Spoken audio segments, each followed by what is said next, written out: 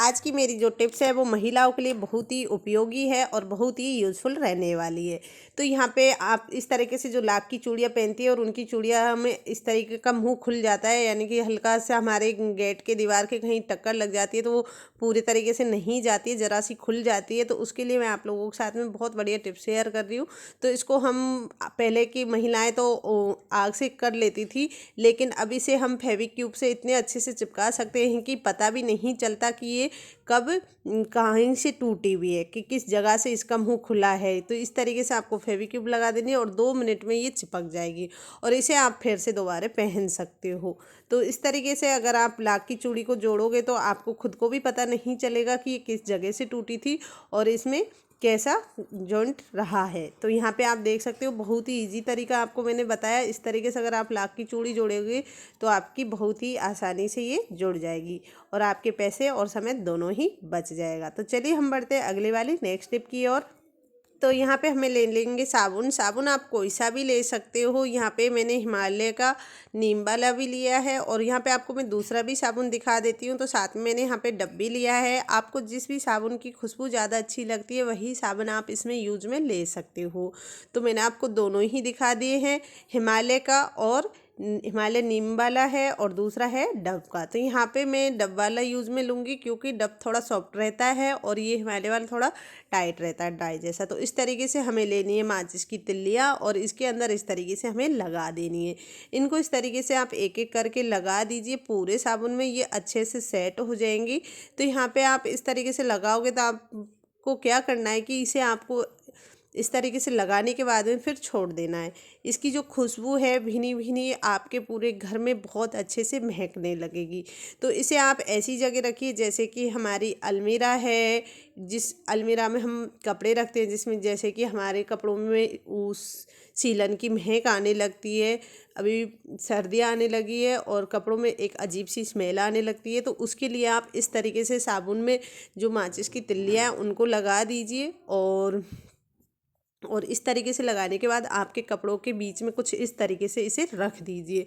तो यहाँ पे मैं आपको रख के भी दिखा देती हूँ। तो हमें कुछ इस तरीके से इसे रख देना है जिससे आपके जो कपड़े हैं उनमें से आपको एक बहुत ही अच्छी खुशबू आएगी। जब भी आप कपड़े पहन के जाओगे इधर उधर तो आपको आपके कपड़ों में बहुत ही अच्छी खुशबू आने वाली है। इस तरीके से आपको इसको अलमारी में अंदर रख देना है। जहाँ पे भी आप कपड़े वगैरह रखते हो ऐसी जगह रखिए कि कपड़ों के ये छुए ना, और जब भी आप कपड़ों को पहनने के लिए निकालोगे तो आपके कपड़ों में बहुत ही अच्छी खुशबू आने वाली। जो भी आपको साबुन पसंद है वो वाला आप यूज़ कीजिए। तो उम्मीद करती हूँ छोटी सी टिप्स आपको पसंद आई। चलिए बढ़ते हैं अगले टिप्स। तो यहाँ पे हमने जो साबुन का डिब्बा होती है रैपर, उसको हम ऐसे ही फेंक देते हैं।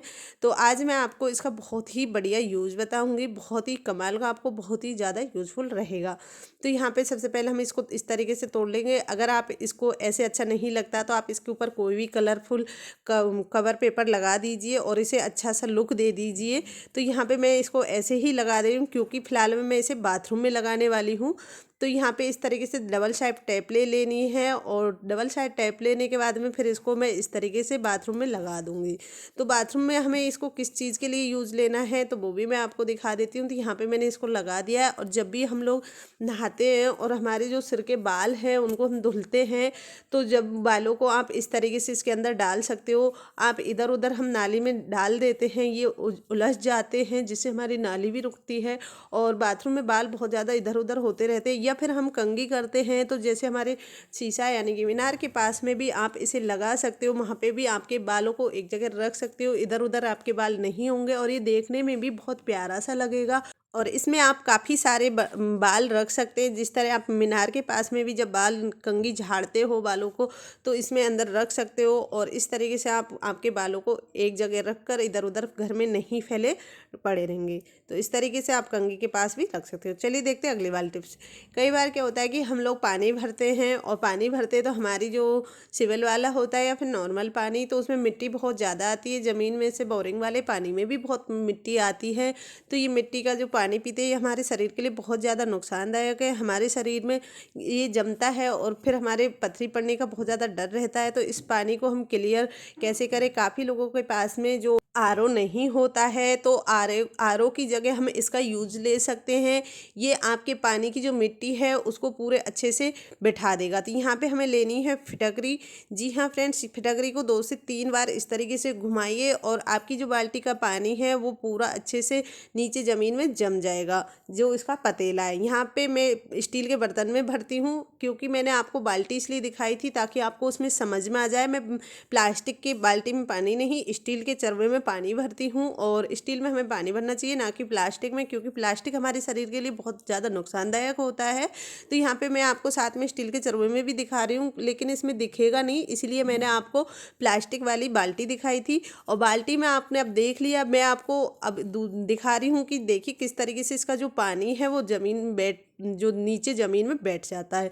तो यहाँ पे आप मिट्टी देख सकते हो उसकी किस तरीके से ज़मीन में बैठ गई है, और जो पानी है ऊपर बिल्कुल एकदम पेयर हो गया है। तो आप इस तरीके से जब भी पानी भरो तो उसमें 3 बार इस तरीके से फिटकरी को लीजिए और घुमा दीजिए। मिट्टी सारी नीचे ज़मीन में जाकर बैठ जाएगी और पानी आपका ऊपर अच्छे से कांच की तरह एकदम क्लीन हो जाएगा। तो जिसके पास भी आरओ नहीं है तो वो इस तरीके से इसे यूज में ले सकते हैं, और ये नुकसान भी नहीं करती है। तो इस तरीके से आप घर पे ही बिना कोई ज़्यादा पैसे खर्च किए पानी को अच्छे से साफ कर सकते हो, और इसे अब आप दूसरे बर्तन में भर लीजिए। तो उम्मीद करती हूँ छोटी सी टिप्स आपको पसंद आई होगी। तो प्लीज़ वीडियो को लाइक एंड शेयर और चैनल को सब्सक्राइब ज़रूर करें। और आप मेरी टिप्स कहाँ से देख रहे हो ये भी मुझे कमेंट करके बताएं, ताकि मैं आपका शुक्रिया अदा कर सकती हूँ। चलिए फिर बढ़ते हैं हम अगली वाली नेक्स्ट टिप की ओर। चूहे हो गए हैं तो इन्हें भगाने का आज मैं बहुत ही अच्छा आइडिया लेके आई हूँ। देसी और असरदार तरीका बता रही हूँ, और जिसे हम घर पे ही बनाकर तैयार करेंगे, और हमारे घर से चूहे हमको मारने भी नहीं पड़ेंगे और चूहे फौरन घर से भाग जाएंगे।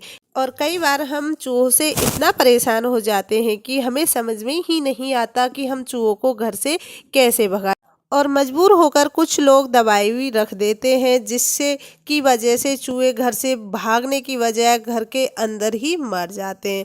और इससे हमारा काम ख़त्म नहीं बल्कि और ज़्यादा बढ़ जाता है, क्योंकि पूरे घर में चूहे की स्मेल हो जाती है और हम उसे ढूंढना पड़ता है, और उसमें हमारा सारा टाइम ख़राब हो जाता है। तो आज इन सारी झंझटों से छुटकारा पाने के लिए मैं ऐसा देसी असरदार तरीका बताऊंगी, जिसके बाद आपके घर से चूहे फौरन भाग जाएंगे और आपको उन्हें मारना नहीं पड़ेगा। किसी तरह का कोई पॉइजन नहीं खरीदना है, आपको कुछ भी करने की ज़रूरत नहीं है। बस आप इस रेमेडी को यूज कीजिए और आपके घर से चूहे फौरन भाग जाएंगे। क्योंकि हम चूहों को घर से आने से रोक तो सकते हैं नहीं, लेकिन हम उनको भगा जरूर सकते हैं। लेकिन कुछ तरीकों का हम इस्तेमाल कर सकते हैं। तो चलिए दोस्तों, बिना देरी किए वीडियो को शुरू करते हैं।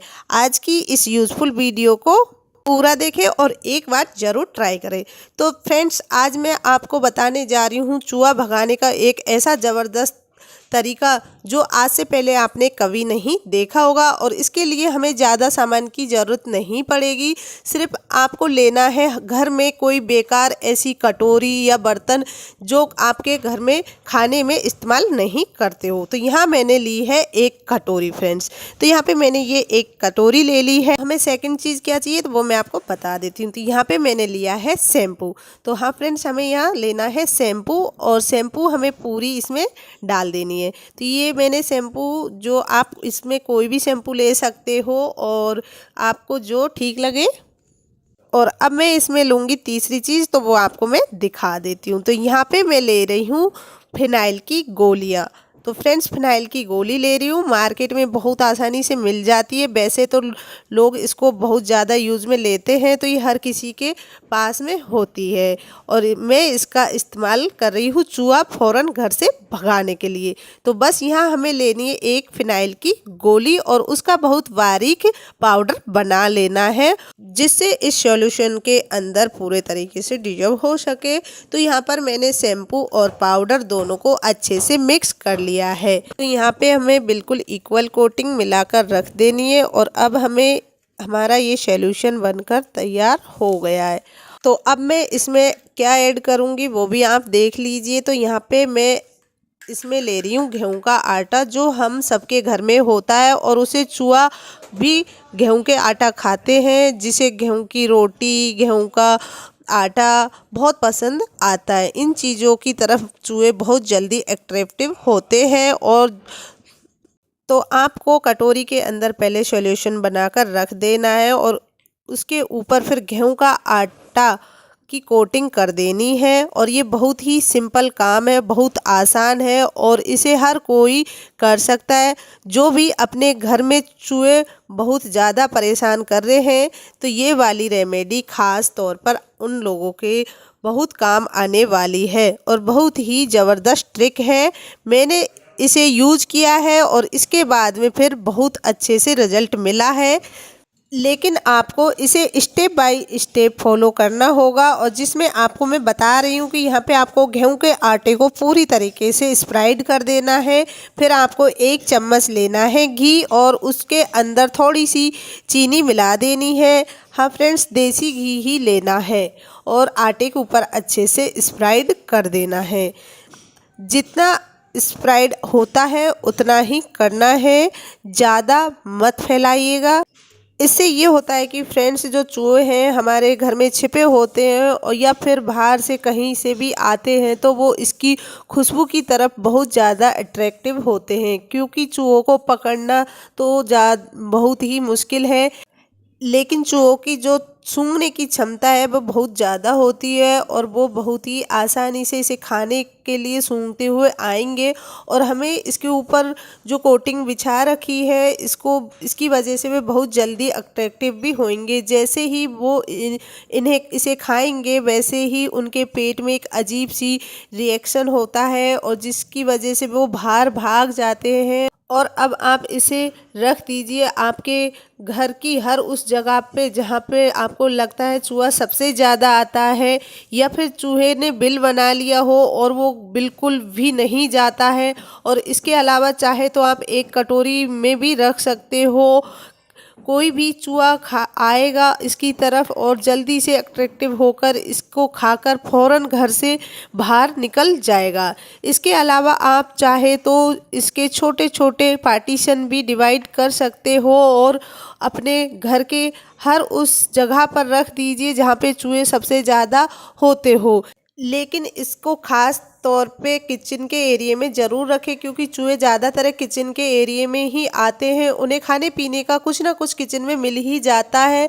तो आप भी ये वाली ट्रिक को एक बार ज़रूर ट्राई करना, आपको बहुत पसंद आएगी और आपको बहुत मदद भी करेगी चूहे भगाने में। तो दोस्तों कमेंट करके ज़रूर बताइएगा कि मेरी वीडियो आप कहाँ से देख रहे हो, ताकि मेरे को भी पता चले कि मेरी वीडियो कहाँ से लोग देख रहे हैं, कहाँ कहाँ तक पसंद आ रही है। तो दोस्तों चूहे को भगाने का असरदार तरीका, जिसके बाद आप चूहों को मारेंगे नहीं बल्कि उनको फ़ौरन घर से भगा देंगे। तो ये थी आज की टिक यूज़फुल।